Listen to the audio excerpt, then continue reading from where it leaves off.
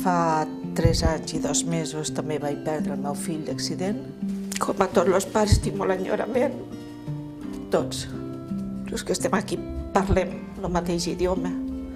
El temps és una frase feta. Jo crec que el que més és l'ajuda de persones que estem com a nosaltres i de persones en una gran voluntat que són les que ens ajuden.